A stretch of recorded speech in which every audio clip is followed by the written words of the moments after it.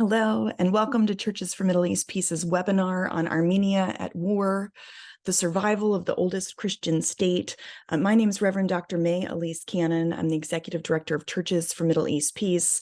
I'm so grateful that you're here with us today. I feel like this mini course on Armenia could not be happening at a more important time.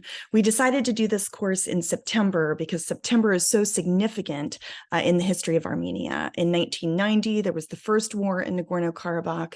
In the early 1990s, a second war in 2020, and just today, there was a ceasefire because of attacks by Azerbaijan in Nagorno-Karabakh in the last 24 to 48 hours. And so what we'll be talking about today is the history a bit of the church and the Armenian people. The Armenian Orthodox Church is one of the founding members of Churches for Middle East Peace. We've been around almost 40 years, but the history of the church in Armenia has been there almost since the beginning of the country. I had the privilege of traveling there, and I wanted to take just a moment to show you a few pictures. I promise it won't be a travelogue, but I wanted to honor Archbishop Viken Akazian, who is in this picture. He's our board member. He traveled with us. We had the great privilege of meeting the Catholicos and staying at Etchmiadzin, which is the holy church of the Armenian Orthodox Church in Yerevan. We traveled there last September, and when we were there were even attacks on the border. And this escalation and conflict between Azerbaijan and Armenia has been unresolved since the early 1990s. You can see behind us the border with Turkey and Mount Ararat. And I learned about this rich Christian history in this oldest Christian nation. You can show the next picture. Some of the other things we learned about were the history of the Armenian people and the genocide, which for so long has been denied by the world. It was not acknowledged by the United States until President Biden acknowledged it in 2020. And we learned that even the word Holocaust was first used in the context of some of the horrific attacks on Armenian Christians in the late 19th century. Hitler said that the Armenian deaths would be so ignored that he would follow the same model in his executions of the Jewish people, and that the Armenian genocide was a model that he used in his extermination of the Jewish people during World War II. So we had the horrific opportunity to go to the Armenian Memorial, which you'll see in the next picture, which commemorates the deaths of more than 1 million Armenians who were killed as a part of the Holocaust and genocide of the Armenian people, which is some of what we're going to talk about today.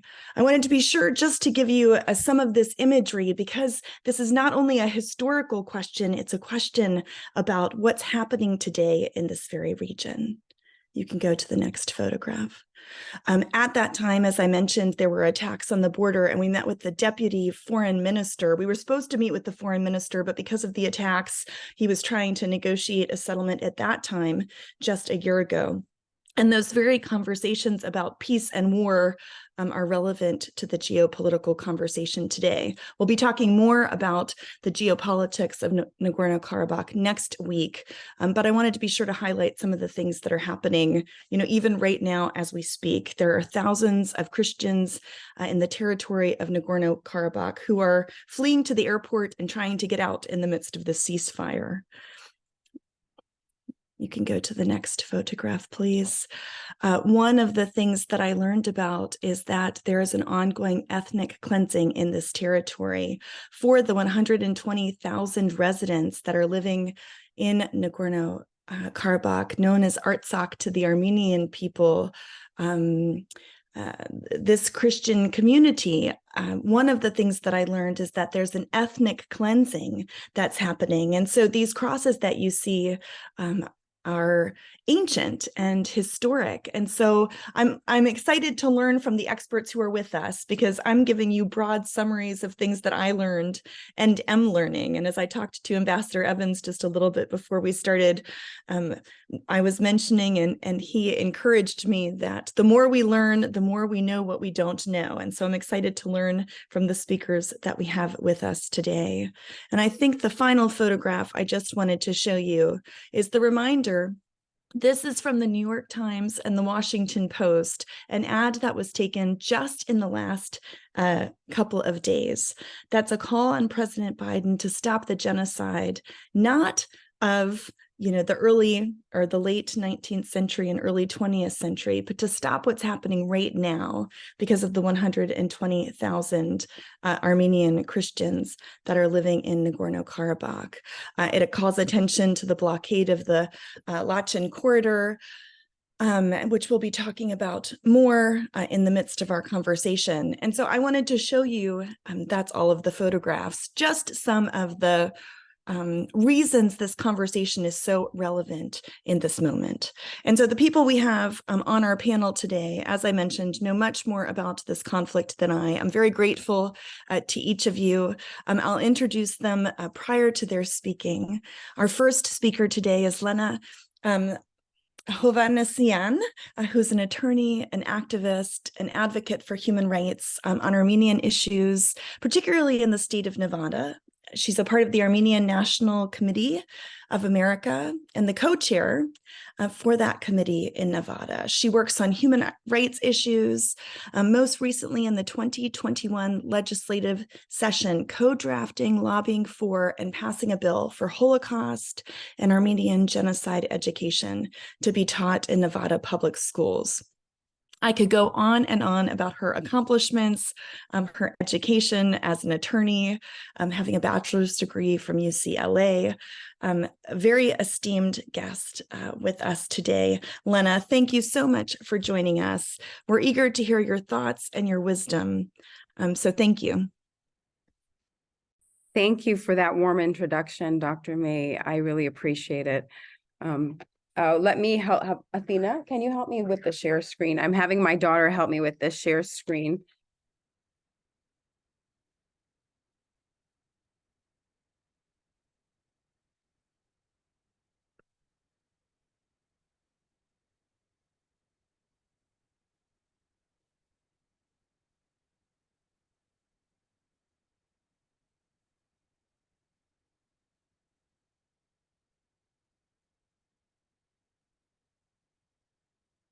Yeah.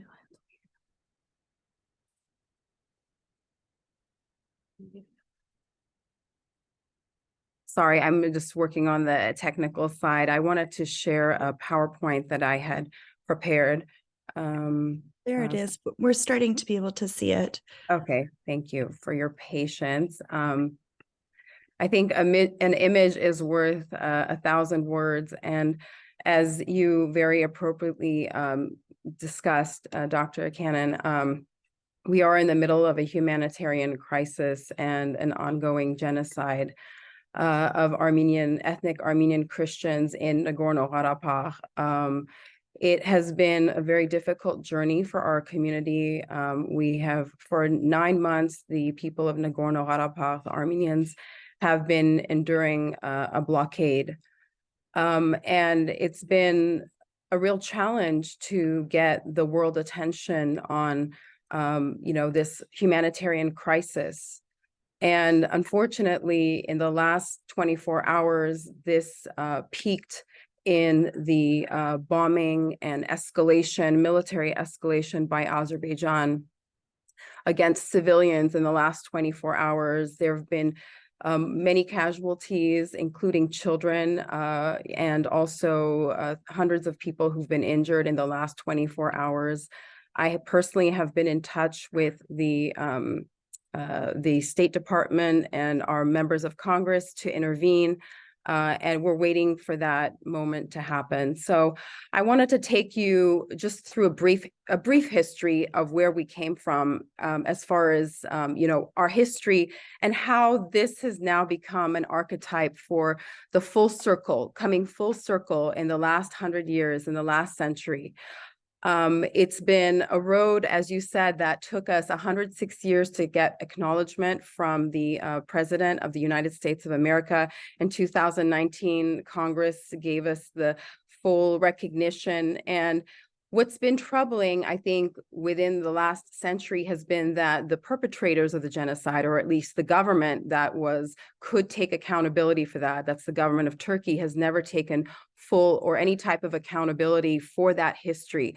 And what we're finding now that we see the tragic circle come back around is that the lack of acknowledgement, the lack of accountability leads to ongoing acts of genocide, as the perpetrators feel that there is they are immune to international laws and international norms, including International Court of Justice opinions. So just to go through it today, just a quick overview, I would like to talk about that archetype of genocide that's come full circle, and what never again is a statement that's been made by President Biden and many others over and over again. And what does that mean? And it really rings hollow as Christian Armenian minorities are persecuted once again by genocidal dictators. And this time with social media, it's in full view of the world. And to see the inaction, we see a lot of words of condemnation, but there's a whole lot of inaction. And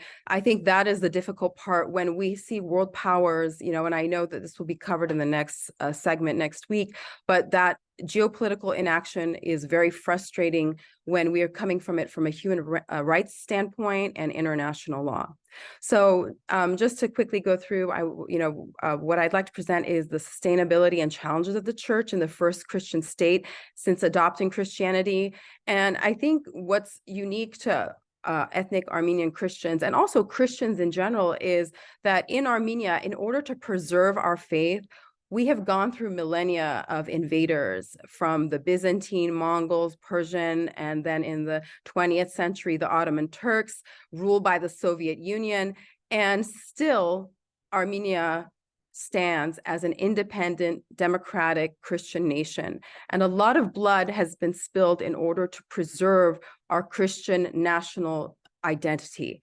It's almost, I think it's in our DNA of every Armenian Christian. The other thing is to go through the history of a brief history of the Armenian genocide. It is a genocide that has never ended. There have been episodes, as you mentioned, throughout history in the last century, especially, including persecutions of Armenians in Azerbaijan, through the Baku, Sumgait, Kirovabad, in which 500,000 Armenians were expelled, and in the meantime, publicly tortured, raped, mutilated. And there's a real nexus of the past to the present from 1915. And then, as you mentioned, the 2020 war on Artsakh to the current 2023 genocide of Artsakh, which was articulated so beautifully by the International Criminal Court founding prosecutor Luis Moreno Ocampo. And as I said, lack of accountability emboldens perpetrators, leads to more genocide. And unfortunately, to as much as we say it, repeating history that we are witnessing, not only in the last 9 months as the first act of genocide, but the second act of genocide now happening through the bombing, killing, drone attacks on civilians that are not able to even protect themselves. As I mentioned, the 9 months of the genocidal blockade has resulted in this, and now this is what's happened because of the lack of accountability. So I would like to, sorry, I'm going through my slides here. Let me go back to the beginning.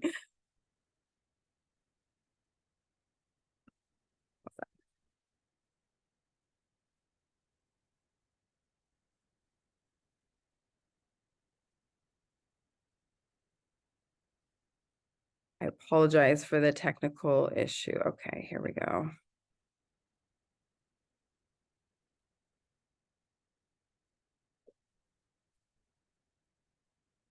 Let me mention, sorry, as I'm dealing with this, that our very own Archbishop Viken Aikazian, who you saw in the photos, has recently gone to Armenia with the World Council of Churches leadership of Christian leaders and faith leaders, and they went to the Lachin corridor yesterday, but not only to find an impasse, but also discover that Azerbaijan began waging this campaign of war and terror on the innocent Christian Armenians. One of the things that we're asking is for you, as our Christian community, to help raise your voices to the White House and the State Department to stop this genocidal campaign of destruction. Okay, I'm going to try to go back to the first slide here. I apologize.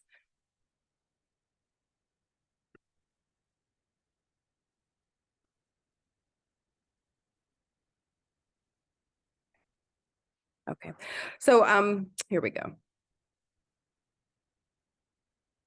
So as you all probably are familiar, the Armenian genocide was the first genocide of the 20th century from 1915 to 23.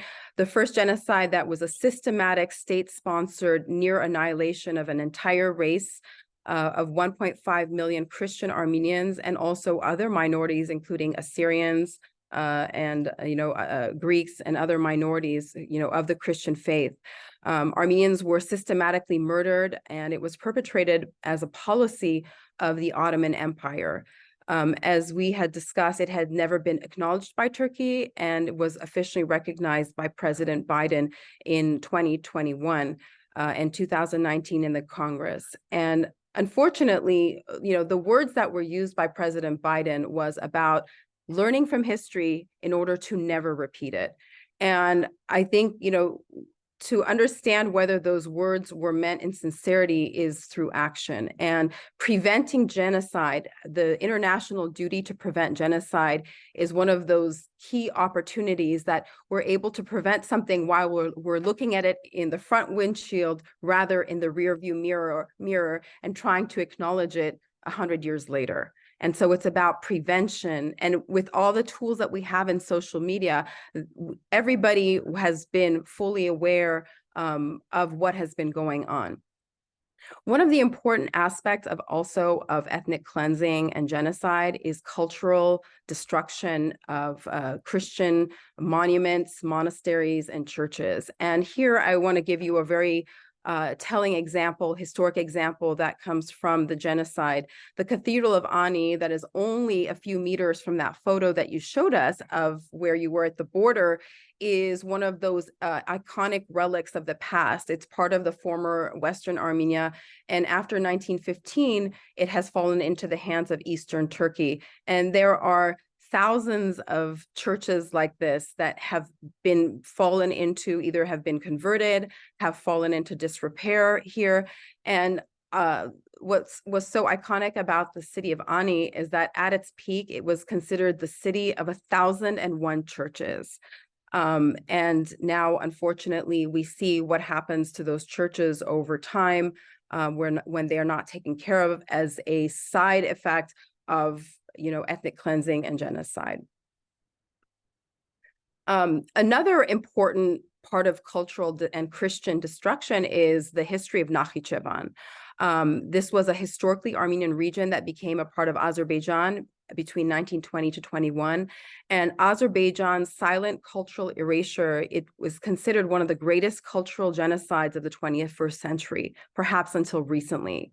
And it's been reported through forensic evidence and video that there were, between 1998 to 2005, more than 5,840 intricate khachkars or cross stones that were destroyed, 128 ancient and medieval churches, 22,000 tombstones were destroyed, and all physical traces of Armenians were completely destroyed by the state-sponsored policy of cultural and Christian religious erasure by Azerbaijan. Now, that was in 1998 to 2005. By 2011, everything had practically been razed so that you couldn't even tell that Armenians lived there at one point. But what's equally disturbing now is after the 2020 war, during and after the 2020 war, in the regions that were taken by Azerbaijan, invaded and land grabbed by Azerbaijan in the 2020 war, this same type of destruction has been going on by the Azeri military as a policy of cultural erasure, conversion, and also even calling our ancient Armenian churches, which have been there for centuries and millennia, Albanian churches, and trying to rewrite the history as if the Armenians have never existed in that region. Unfortunately, that type of foreshadowing of conversion and terminology is an aspect of what the Aliyev regime and Azerbaijan have done. And what they've done is now they start calling Yerevan, Lake Sevan, and major cities in Armenia as part of Western Azerbaijan in an attempt to justify future military aggression against the sovereign state of Armenia. Now going to the present, and this is a very brief history of the past, but it really ties in to the archetype, the repeating patterns of genocide and cultural and ethnic erasure, of religious erasure of Armenians is an ongoing a campaign.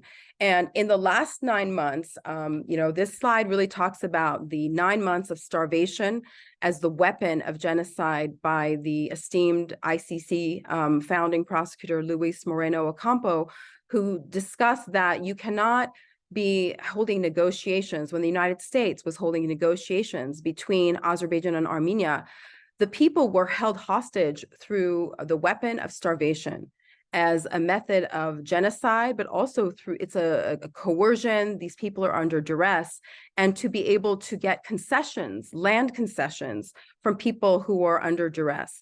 And it's internationally prohibited by the duty to prevent under international law. The negotiations must stop. The humanitarian crisis, the genocide must be stopped. And at that point, you would resume negotiations. Unfortunately, what's happened in this case is that the Lachin corridor and the Aldam road were simultaneously opened 2 days ago. For 1 day, the trucks were allowed to be brought in for humanitarian aid. And then 24 hours later, Azerbaijan began the bombing drone attack campaign against civilians. And, the very important words of Mr. Ocampo are that in many respects, the starvation of ethnic Armenians of Nagorno-Karabakh represents the archetype of genocide through the imposition of conditions of life to bring about a group's destruction. It closes the tragic circle because the treatment of the Armenians by the Turkish rulers in 1915 provides the paradigm for the genocide provision dealing with imposition of conditions of life. And we see these patterns repeating throughout history. Throughout history, and here we are, unfortunately.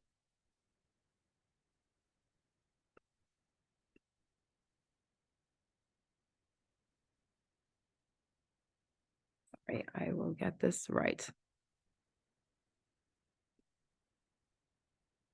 I wanted to, what I'm going to turn to now are some of the modern, not modern, but the structures that have just been overtaken by Azerbaijan in the last invasion. One of those is the Amaras Monastery, which I'll show you an image of in a second, but the monastery was the birthplace of Armenian state Christendom. And it's where Saint Gregory the Illuminator was sort of his birthplace of Christianity as state religion in Armenia, and also where the Armenian alphabet was invented and taught by Mesrop Mashtots.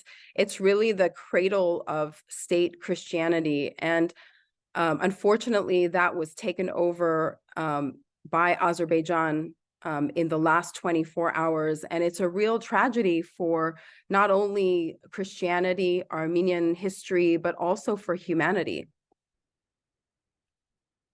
Okay, I'm going to bring this down and then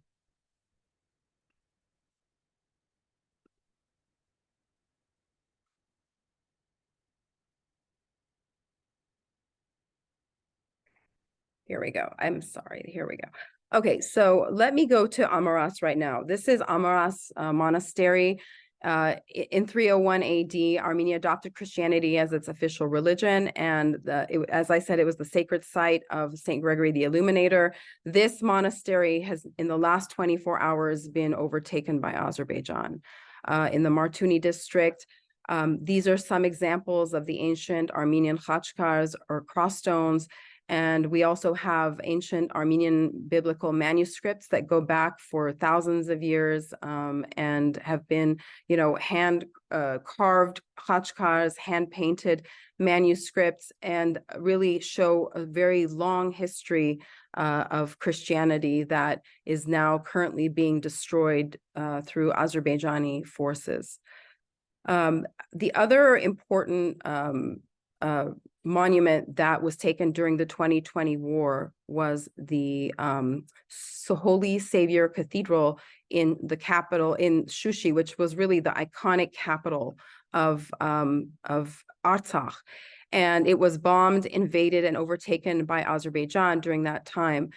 During that war, internationally prohibited cluster munitions were used, illegal mercenaries, white phosphorus, POWs were held captive, and there was just horrific torture committed against civilians and POWs, which has been well documented in the International Court of Justice in opinions in which, under the International Convention Against Racial Discrimination, the elimination of racial and religious discrimination, that found that Azerbaijan, through a state policy of hate discrimination, was committing these crimes, these horrific crimes, torture, dismemberment, and placed on social media, and were found to be, guilty of these horrific crimes in 2021.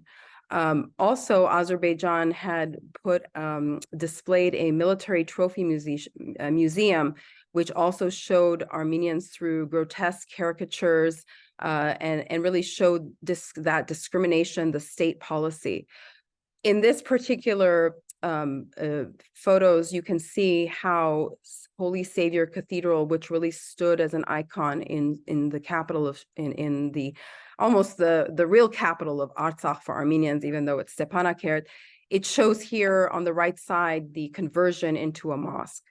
And this is just the cultural aspect, the travesty of Christian heritage, which is being committed, in full view of the world.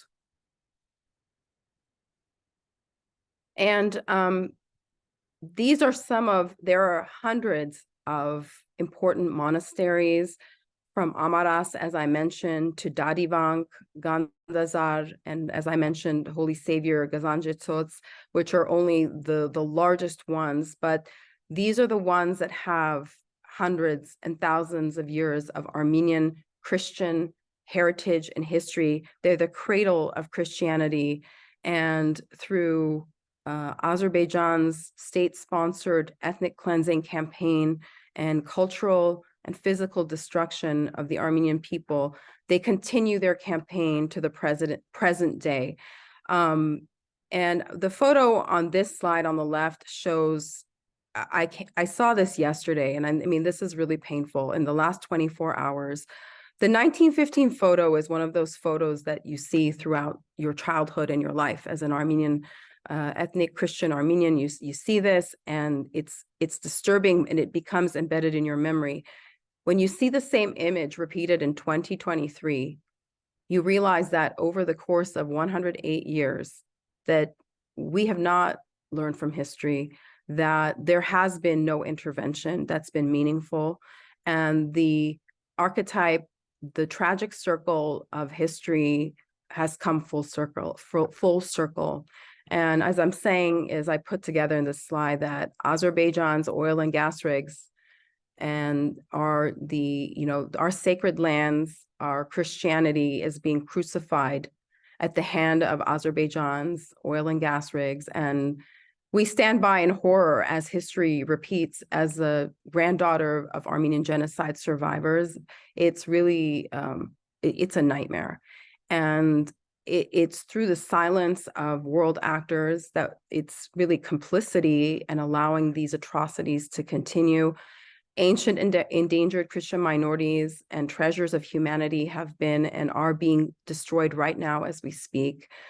And the campaign of starvation and now bombing and terror in the last 24 hours against innocent Christian Armenians is horrifying. And so as a call to our community as Christians, I think I have found that the most support we've gotten in our community have been through our Christian leaders. And I want to say thank you for that.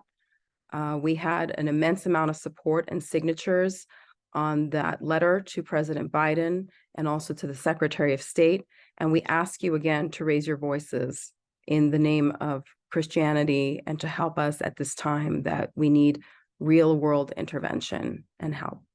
Thank you. Thank you very much. Thank you, Lena.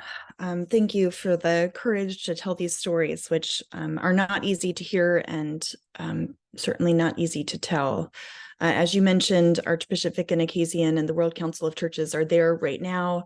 Next week, joining us, Carla Kijoyan, who is the head of the Middle East for the World Council of Churches, who's in the Latin Quarter right now. She'll be joining us next week to continue this conversation and to talk some about the things that they've seen and to continue the conversation specifically about some of the geopolitics that we started discussing today. I'm eager to hear from our next panelist. He's not Armenian by descent, and yet has become in large part an advocate who has written about the Armenian genocide. And so I'm pleased to introduce to you Ambassador John Evans, a former EU ambassador to Armenia from 2004 to 2006. He's the author of this book, Truth Held Hostage, which is about the Armenian genocide. The subtitle is America and the Armenian Genocide, What Then, What Now? Ambassador Evans studied Russian history at Yale University. He has his doctoral studies from Columbia. He was a foreign service officer who worked in Iran and Czechoslovakia in various capacities in the former Soviet Union, fluent in Persian, Russian, and Czech and French, but not Armenian, I hear. One of the things that I was really moved by, Ambassador Evans, much of the book I found very touching, but your final comments in the book say, looking further ahead, far beyond the scope of this book, I believe the world ultimately needs to find practical ways to transcend, or at least to contain, the narrow ethnic nationalism and religious tribalism that has been responsible for so much human suffering, and to embrace a decisively broader concept of a shared humanity. And I thought that was a beautiful vision, all the relevant, more relevant for this conversation today. So I'm eager for your comments, and thank you for joining us. Thank you, Dr. May. It's a little bit odd today with all the news coming in from Armenia and Karabakh to look back over centuries, but that's what I want to do here. I'll be very quick. I apologize in advance to Armenians in our audience who know the history better than I do. But I know a lot of our fellow citizens, Americans, are puzzled by who are the Armenians. And I want to try to answer that question very quickly with a romp through Armenian history, and apologies to everybody if there are mistakes, they're only mine. The Armenians really do go back very, very far in human history, at least to the first millennium before Christ, probably the second, maybe even the third. And of course, the Armenians themselves consider themselves to be descendants of Japheth, who was one of the sons of Noah. Ararat Mountain, which Lenny showed in one of her photos, is just over the border with Turkey from Yerevan, the capital of Armenia. And that supposedly is where Noah's Ark came to rest after the Great Flood. Now, we don't know about all those things, but the Armenians claim that it was the great-great-grandson of Japheth, a very strong fellow named Haik, who defeated a tyrant in his time and united the Armenians. And the Armenians themselves call themselves Hai after Haik, and they call their country Hayastan. So those words are very much in use by the Armenians, but we of course call Armenia by a more or less later name, which is a combination of things. But the point is the Armenians really go back into ancient times, and they're very traceable as an ethnic group, certainly by 600 BC. And in the first century after Christ, two of Christ's apostles, Bartholomew and Thaddeus, went to Armenia and converted a lot of Armenians to Christianity. But for the next 3 centuries, Christianity was sort of underground. And it was only in the year 301 that Gregory the Illuminator, who's now considered a saint, persuaded, and it's a complicated story I won't go into, but the then king Tiridates II to adopt Christianity as an official religion. Now, I want to specify something here. Sometimes the Armenian Apostolic Church, by the way, it's called apostolic because it was founded by the apostles Bartholomew and Thaddeus. It's also fair to call it the Armenian Orthodox Church, but I think apostolic is more exact. But in those days, there were not nations as we know them today. The concept of nation is basically a 19th century Western concept. In those days, there were communities, there were tribes, there were peoples, and the Armenians were very much on the scene. They had Armenian kingdoms. Tiridates II was, of course, an Armenian king, and he did adopt Christianity. So it's more accurate to say that Christianity became the national religion than the state religion, because subsequently there have been many times when Armenians did not have a state of their own, and most notably they did at certain other times, but most notably in the long Armenian and Persian empires of that region. The Armenians were there. They were very much a presence. They were largely involved in merchant business, but because of their Christianity, they were very concerned about education. The inventor of the Armenian alphabet, Mesorob Mashtots, invented the alphabet in order that there be a Bible in Armenian, but that led to more literary endeavors, and Armenia had a rich history coming right up into our modern times.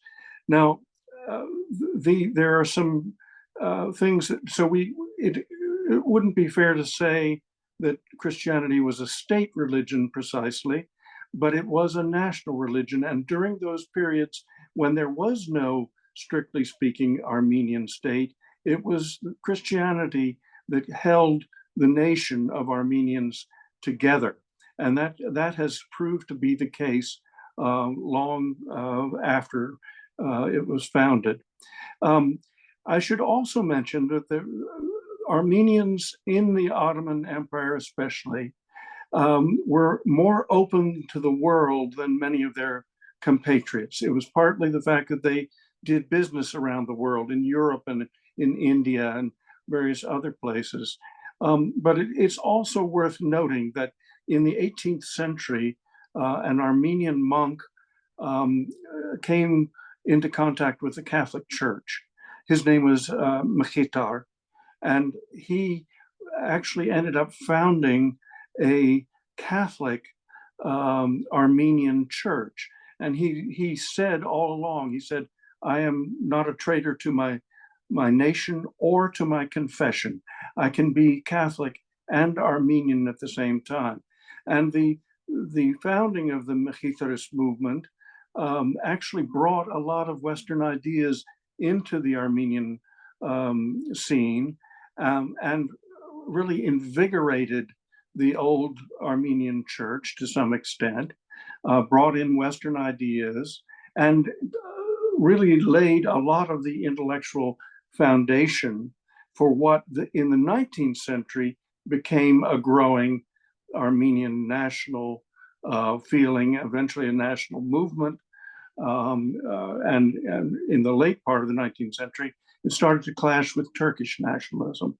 And as some of you know, it was not only in 1915 that there was a terrible genocide of the Armenians, but in the middle of the 1890s already, under Sultan Abdul Hamid, there were terrible reprisals against the Armenians, really for nothing other than being more educated, wealthier, better connected, and a number of other things that maybe were envied by some of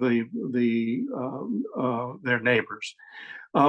I should also mention that during the 19th century, a large number of young Armenian, mostly men at that time, went to Western Europe and imbibed a lot of Western ideas about freedom and democracy, and they brought them home, mainly to Constantinople, but to Ottoman Turkey.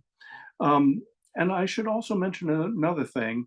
We're skipping over an awful lot of history here, but ever since the Crusades, when Western Christianity marched in a military way into the Middle East to try to save the faith, and ended up fighting with Eastern Christians, as a matter of fact, there have been many moments when the West, Europe in particular, has come into the Middle East with mixed motives. Many of them religious. I mean, there were many crusaders who simply wanted to preserve Jerusalem and find relics of the cross, that sort of thing. But there were other motives at work as well. And so over the centuries, there's been more and more among the Muslims, primarily of the Middle East, there's been a distrust of Western influence. And it wasn't just the Catholics who influenced the Armenians. In later years, in the 19th century, the Protestants discovered the Armenians. They went to Ottoman Turkey initially to try to convert the Turks. Well, that didn't work very well, but they found the Armenians. And so the Presbyterians were there, the Congregationalists, and so on. And so if you walk today down the streets of Fresno, California, which is a center of Armenian population in our country, you'll find Armenian churches of various denominations. There are Mormons who are Armenian. There are Congregationalists, and so on and so forth. There are atheists as well. So when we non-Armenians look at the Armenians, we have to realize they're not all, although 98% are members of, or at least nominally, of the Armenian Apostolic Church. They're a very diverse community. And of course, that proselytization particularly by the Protestants, sent up red flags in Ottoman Turkey. Now, that's no excuse for the genocide that ensued, and I don't mean to suggest that at all. Now, Armenia as a state has taken various forms at various times. It was a big kingdom at one point, and I need to go back for just a second to the year 451, which was the year of the Council of Chalcedon, which the Armenians were not present at because they were fighting for their existence with the ruling House of Persia.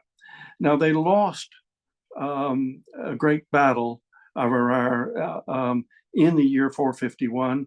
And what is notable is that many of the Armenians escaped into the forests of Artsakh. And so you can really say that at least in the 5th century, there were Armenians in Artsakh. In fact, Artsakh was the easternmost section of the Armenian plateau, where the Armenian people mostly were. And part of what makes the situation in Karabakh, or Artsakh as Armenians call it, so tragic is that this is the last little sliver in the east of what used to be their domain. Now, the current Republic of Armenia, which you visited, is really the third republic, roughly, in what used to be Russian Armenia.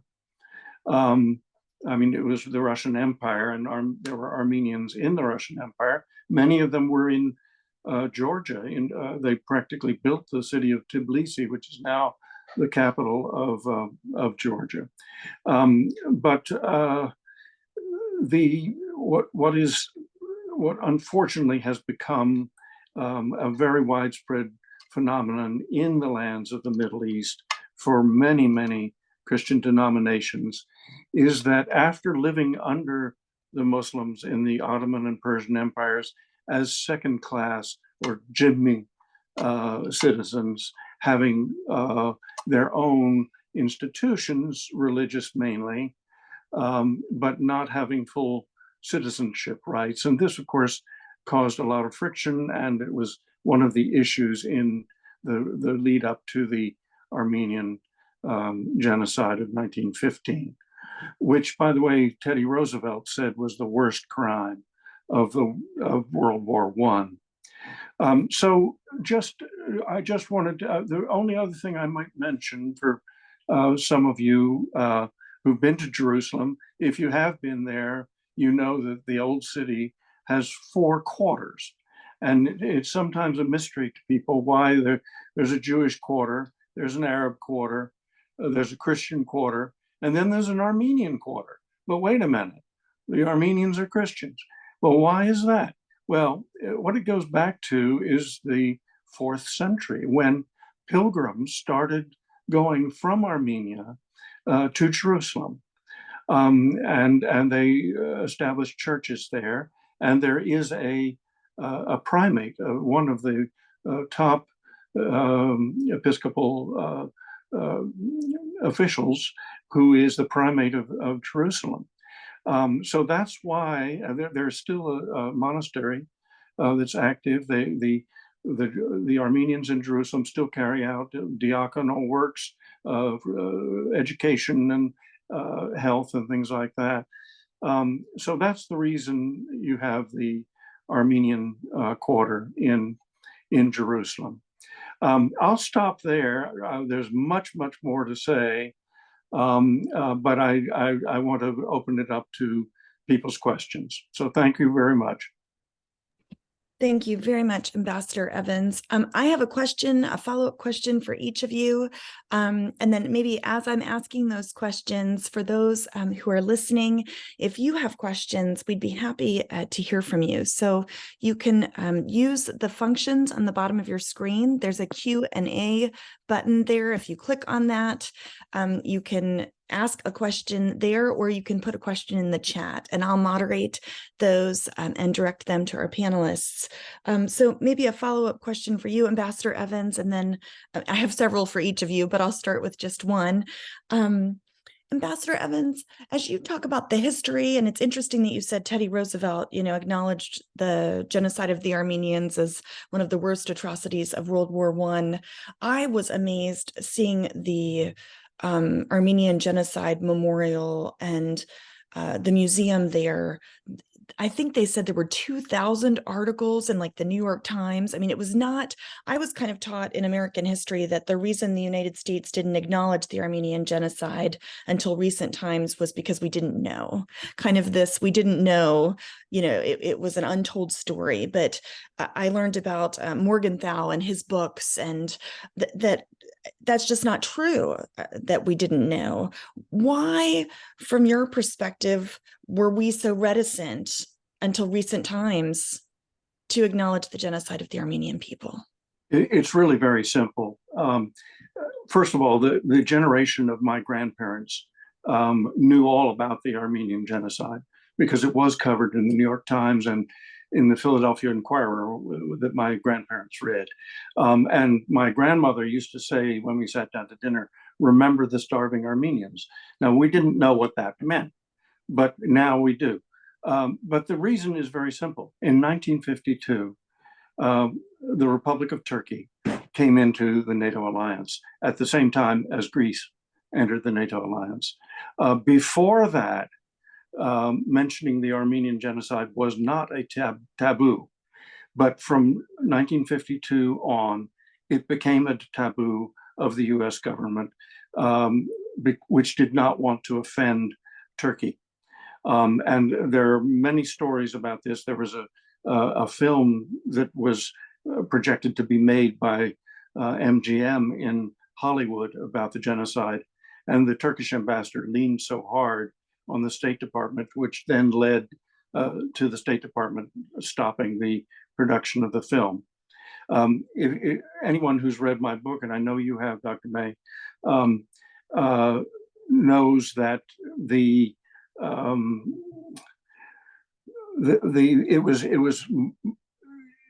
was a true taboo. There was no mentioning of it and there was no way of getting the policy changed. But you also will know that back in 1951, before Turkey entered NATO, in writing, we acknowledged that genocide in a message to the court in The Hague. So it's not as if the United States didn't know what happened. It was simply a matter of bowing to the Turks' own different interpretation, which is basically to deny it. But that has changed as of President Biden's recognition in 2021. I wish that it had done more to change the situation that we're seeing out there today. Unfortunately, it seems to have done very little. Well, and that leads to my question for you, Lena. Thank you for showing us, the pictures of some of those, historic churches and, the history of the state, which was fleshed out, of course, by Ambassador Evans, and then showing us the impact on the people. I found the picture, of you showing the 1915 picture next to 2023, I think is palpable in terms of it feeling like there's cycles of ethnic cleansing. Can you help us understand, when I was present and I heard about the destruction of historical monuments and culture, I don't think I fully understood, and I think I'm just learning this, how that affects the erasure of an identity of a people. And I think increasingly I'm coming to understand, and I think that the Armenians I'm in relationship with are helping me to understand the feeling that the genocide never ended. I heard you say that as well, right? It's an ongoing genocide. And even the story you told about the territory, and forgive me, my pronunciations it took me forever to be able to learn how to say Nagorno-Karabakh. And then you pronounced it so much more beautifully than I, and I should just say Artsakh, and then I wouldn't have any trouble. But the territory that's Azerbaijan now that you were talking about in the early 20th century has already been completely erased, and then that's what's happening now in the Nagorno-Karabakh area. Can you help us understand how the significance of the place and what that means for people, the destruction of, the the historic crosses and what that means for identity and how that relates to historic genocide being current genocide? Thank you for that beautiful question. And I want to say that when we talk about the Ambassador Morgenthau and we talk about courage, I have to say that to be in the company of Ambassador Evans and to have the magnitude of his courage at the time that it was unpopular to stand up for the Armenian genocide when it hadn't been acknowledged by Congress and President Biden was a very stand-up act. And I think forevermore that will go into the Armenian psyche and history and appreciation. So I want to say, first of all, that I'm honored to be on a panel with Ambassador Evans. Now, going to your question, and thank you to you too, Dr. May. I think to have this moment, it's been a really rough 24 hours. And what I told my husband last night was that I felt like parts of me are being erased. I feel like I'm becoming invisible. And I think when it's not just the killing and the destruction of the people, but when there are international court of justice decisions under CERD, against the Convention Against Elimination of Racial Discrimination, there are in 2021 after the war a decision by the International Court, and it's completely disregarded. And there's a whole component of it that's not only about you can't mutilate soldiers, elderly civilians, women on social media, Azerbaijani soldiers, but you can't destroy churches and, as in the photos I showed you, convert them into mosques or to turn them into rubble and flatten them as if these people never existed. And so I said that I feel that parts of me are invisible. And I don't know, whatever vindication that came to me in 2021 by the very public acknowledgement by President Biden. And I have to say that in Nevada, that same year, I had to fight, but had inclusion of the Armenian genocide and a Holocaust and Armenian genocide bill in the state of Nevada to be mandated in teaching of the public schools. Sorry, I'm crying, but it's very emotional. That was a moment for your vulnerability. Thank you. Of sort of, it's not a triumph because it's bittersweet. It's based upon tragedy, but to feel that maybe, after 106 years at that time, history wouldn't be repeated and that we had learned something. I think 2 years later, for a president who recognized the genocide on his watch, not 50 years later, 2 years later, not to stop and prevent a genocide, which is in full view, not hidden. There have been now a lot of articles, a lot of media coverage.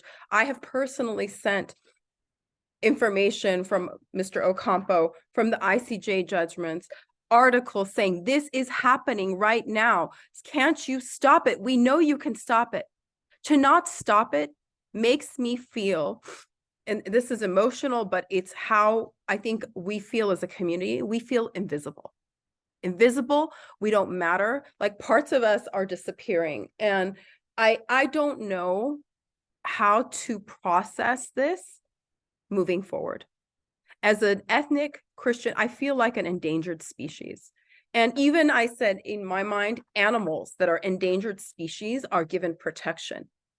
We as human beings cannot protect Armenians that are disappearing and a culture that is being destroyed before our very eyes, in front of us, in full view. I mean, those pictures are there. Nakhichevan destroyed, all those cross stones, thousands of them. To watch that happen in real time is horrific. And to be honest, I don't think in the last 24 hours I've been able to process it, and it's going to take some time. But thank you for your question. I know it's a long way to answer it, but it's horrible. Thank you. And I don't mean to ask it out of ignorance. I ask it because we want to see you, and we're committed to standing in solidarity, and we want to respond, and we don't want history to repeat itself. And I think one of the things that struck me, even in being in Armenia, in Yerevan in September of last year, when there were escalations at the borders, it was even before the Lachin corridor was closed. It was before the humanitarian crisis had escalated to the degree that it is at today. And Congress in large part was silent, until 3 members of Congress went over, but that was it. In large part, it was very silent. And so I know that there is significant movement. There was just a conversation on Capitol Hill last week. We'll talk about that extensively next week as well. And we'll talk more about things that we can do. And there will be a call to advocacy as well. And I know you have asked people, of course, to contact your elected officials. And we will have closing remarks. We'll go for another 10 or 15 minutes or so. I do want to give people the opportunity to ask questions. I see a comment and question from Julie.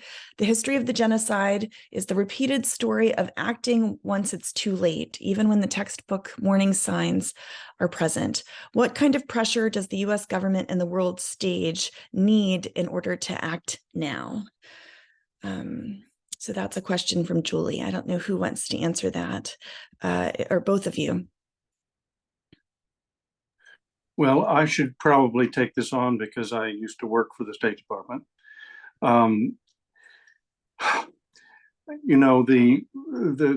most important book probably of our times was written by somebody who's in the government right now.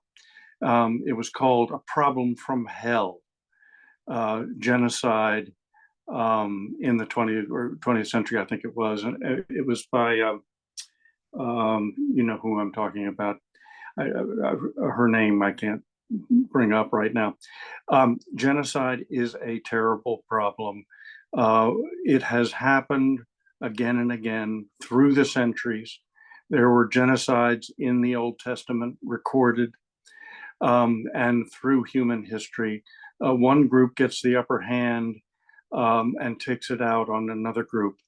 I like to think, and many of us like to think, that humanity is making some progress with the growing importance of international law over the years, steps forward like the Geneva Conventions about the rule of the law of war.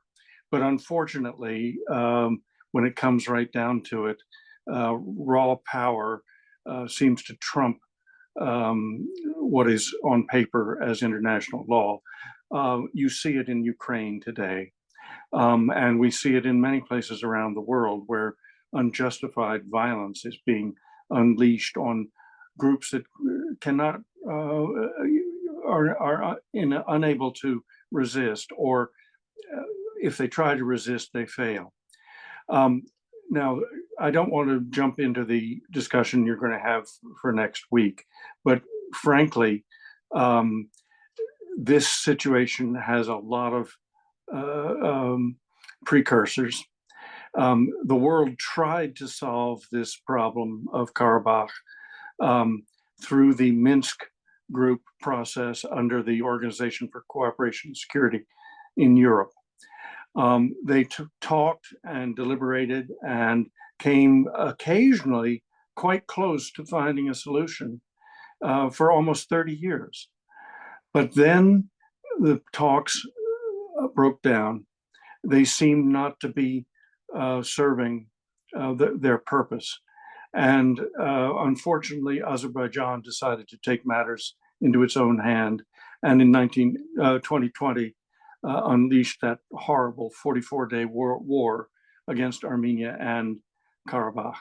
And since that day, the cards have been very much in Azerbaijan's hands, and the Minsk group has basically become non-functional.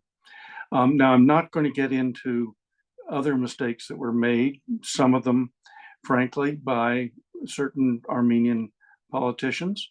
Other mistakes were probably committed by Americans and maybe the Russians, and undoubtedly the Azerbaijanis, who have acted in a most uncivilized way.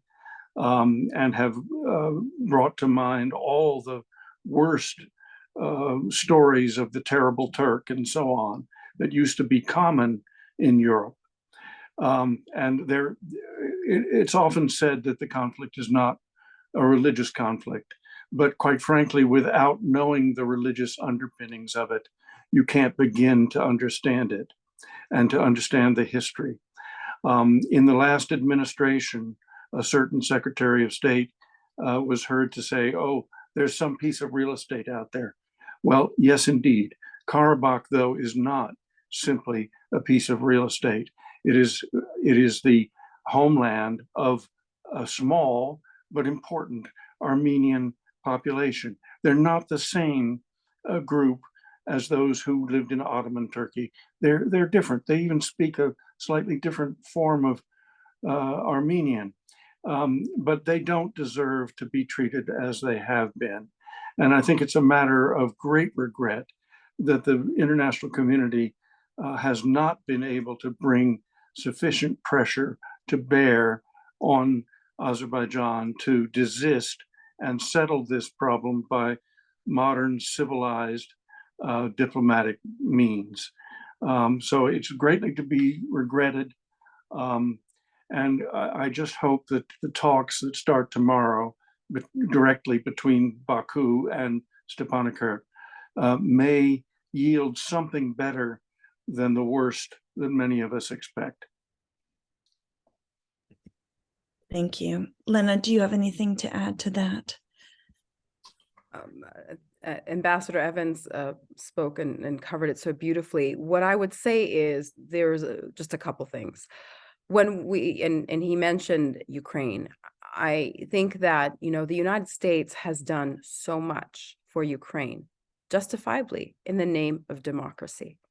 And Armenia, as a small country, but a democracy. Artsakh, the Nagorno-Karabakh, is a democracy. It's a Christian Armenian democracy.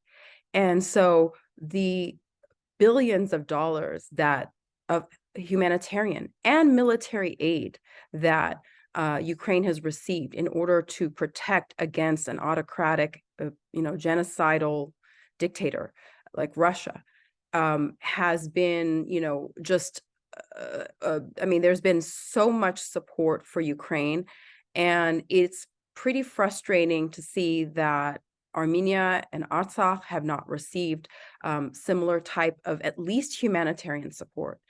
And because of also the military discrepancy between we're not just Armenia and Artsakh, we're not just fighting, against Azerbaijan.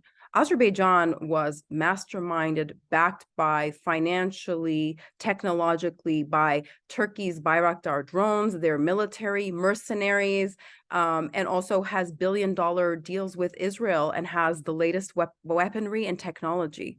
And so Armenia and Artsakh were fighting against these forces. When the United States, there's a thing in the United States of qualitative military advantage or equivalency. And when we're giving military, some of that is balance of power. And in order to achieve peace, and this goes more to geopolitics, of course, but in order to achieve peace, there has to be some fear of inciting violence and accountability. Azerbaijan, backed by Turkey, has none of that. If you hear President Erdogan yesterday at the UN General Assembly on American soil in New York City, he's talking already about forcing open a Zangezur, so-called Zangezur corridor, which is through the southern part of sovereign Armenia, through Tatev Monastery, which I went this last summer, another, 4th century monastery, the land of that blood has been spilled on.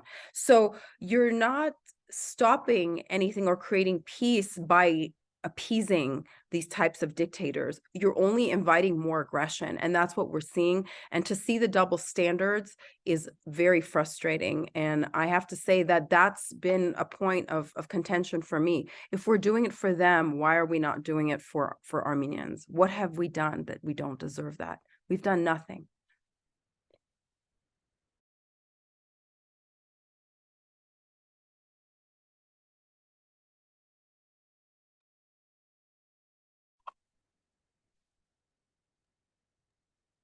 You're muted. Dr. May, you're on silent. Sorry. I had such profound things to say too. We have time for one last question for each of you and then closing remarks. I see a comment there about Russia. I will just say one of the other things I learned in the limited time I spent in Armenia is just that the role that Russia plays with peacekeepers in Nagorno-Karabakh is very different than our understanding of the role of Russia as we think of Ukraine and where we're positioned in the US. And so I know we haven't talked about that a lot, but I just would say for those of us listening, the role that Russia plays, at least in this conflict, we'll talk about that more next week, that it's a different role, it's a complicated role, and that I was told that the peacekeeping Russian forces are one of the reasons that some of the Armenians are still alive, because the Russian peacekeeping forces are protecting some of the Armenians in the Nagorno-Karabakh region. But last question for each of you. For you, Ambassador Evans, apart from appealing for calm, what can the U.S. do? Our relations with Russia are adversarial. Artsakh is in the province within Azerbaijan without a land border to Armenia. So what can the U.S. do? Well, really, I would put the question a little bit differently. What have we failed to do up to now? Because at this point, it's very late in the game. I think there are still some things that can be done, but at this point, they amount more to punishment of Azerbaijan than they amount to saving Karabakh. Now, I do hope you were right to mention the Russian peacekeepers. Now, there are some disappointments about the Russian peacekeepers, but they are the ones who actually have organized these talks that are supposed to begin on Thursday. And they will be moderating there. Now, they're soldiers, but they are real peacekeepers, but they're soldiers. They're not diplomats. And let's just hope that that the people from Baku will be on their best behavior and will recognize that this is a population that deserves respect and does not deserve the horrible violence that has been meted out to it. At this point, I mean, there's no way the United States can organize an airlift. We're not in the area. The Catholicos of the Armenian Apostolic Church in the last century, in the 1840s, was asked, when you look around from here in Armenia, where do you see any form of protection?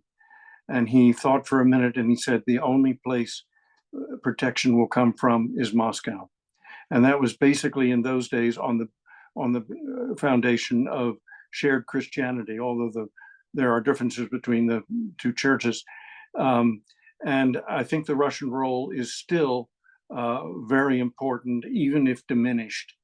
And unfortunately, in times when US-Russian relations are poor, which of course they are right now, or in times when American-Iranian relations are bad, it's Armenia that suffers, not as a matter of intent, but as a kind of a victim of the circumstances. And I think the best thing the American government can do now is not to belittle the efforts the Russians may make to try to bring at least some sanity into the current scene so that civilized talks can take place. Thank you. Thank you for that. Lena, last question for you. As we respond, how can we do so without making all Muslims enemies? This was a question from Jean. I mean, just as, there are gradations and it's all about intent, I think I have to say that when Armenians were escaping from the Armenian genocide, that my family went through Syria, through Lebanon, and many of the protectors and those who welcomed Armenians were Muslims and Christians in the Middle East. And so there's no broad brush here that is coloring all Muslims by any means. Muslims have welcomed us, protected us, helped us at the time that our community was the most vulnerable. On the other hand, we can't ignore that there is a genocidal, one nation, two states, pan-Turkic mission between two brethren, Turkey and Azerbaijan, which is more of a geopolitical force that is looking to culturally and ethnically, religiously erase Armenians out of their homeland. So I want to be careful and, give credit where it's due. My family is the direct beneficiary of those, Muslims who were good to us. And so there's no broad brush at all. But I think the overall genocidal mission of those two particular countries has to be addressed. And by continuing to green light military aid to Azerbaijan, which is really not a big sum. It's $120, $150 million a year. It's more the symbolism of the US saying, we're going to acknowledge the Armenian genocide, President Biden, in 2021. And then within almost the same week, he green-lighted military aid. It's more the message and the lack of accountability that is important from the United States. The other aspect is, while Russia has boots on the ground, it is the US that Armenia has really turned to the West in the last few even months, if years and now months, and really has given the West, particularly the United States, an opportunity to come in and to give support and influence in order to help us in this situation. We were looking for that hand. We were reaching, we were reaching through a branch, an olive branch. We were hoping to get that from the United States. And it's becoming almost too late. It's never too late, but we hope that President Biden and this administration will step up. Better late than never.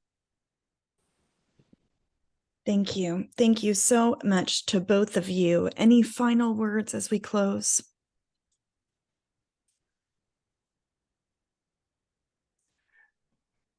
It's hard to find words at a time like this. Dr. May, do you hear me?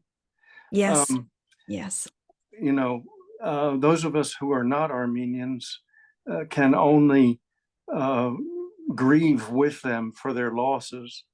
And at least the very first thing that all Americans, and particularly Christians, should do is listen to the Armenians, listen to their story, appreciate what they have contributed, not only to the United States, but to places all around the world. They're an ancient group. They are a talented group. They have produced great things in this great long span of their history. They're a treasure for the world, and we can't allow them to be snuffed out. I mean, there are other groups. I mean, unfortunately, in the Middle East, the tendency is for Christian populations to dwindle as the power of Islam grows. And I thoroughly agree with what Lena said about the relations between Muslims and Armenians, because there are many, many, many stories that can attest to that. And we don't want the world to break down along conflicting religious lines. That's the last thing we need. All great religions have many things in common. And if we can just, as I said in those lines you quoted from my book, we need a new way of looking at things, and we need to embrace a broader concept of humanity, and we need to basically stop war. May it be so. Those are beautiful words. Lena, any last words from you? I'll keep it very brief, but I have to say that being an Armenian surrounded by the Ambassador Evans and yourself, Dr. May, and the Christian leadership, I have to say that we have now seen who are our friends, who cared about us, who stood up for us. And this is a very important moment when you're down and you're being persecuted and it's your darkest moment. Who are your friends? I have to say that the light comes from people like you, who, Ambassador Evans, yourself, those who are on this call, and those leaders who wrote and signed that letter to Secretary of State Blinken and President Biden, who took action, used their voice to lift us up in our darkest hour. We don't forget our friends. And we also know those who have stayed silent. And so I have to say on behalf of my community, myself, that thank you so much for your courage and your justice, your truth to power. We really appreciate you at this time. Thank you. Thank you. Thank you so much. Thank you for your vulnerability. We see you. You're not alone. We'll continue this conversation next week. I've been moved hearing your story and your vulnerability, and hearing Ambassador Evans, as Lena mentioned, your courage in speaking about these issues decades ago, when no one else was talking about this and when it was not a popular conversation to be had. For leading the way.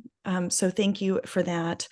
We will continue the conversation next week. And I do encourage you, for those of you who are present, this conversation is being had on Capitol Hill, and contact your elected officials, ask them to respond. We'll have very specific information about the legislation that's being proposed about opposing the genocide of the Armenian people next week. So we'll talk about the geopolitics with guest speakers focusing on that topic. We often say at Churches for Middle East Peace, pray for peace and work for justice. And so that's our commitment in response to what's happening right now in Armenia, in Nagorno-Karabakh. So we pray alongside of you. We're grateful to each of you, Ambassador Evans, Lena, and all of those who've joined us today. So many blessings, and may peace be with us now and tomorrow. Amen. Amen. Thank you. Good to be with you. Thank you so much. Thank you to all everyone.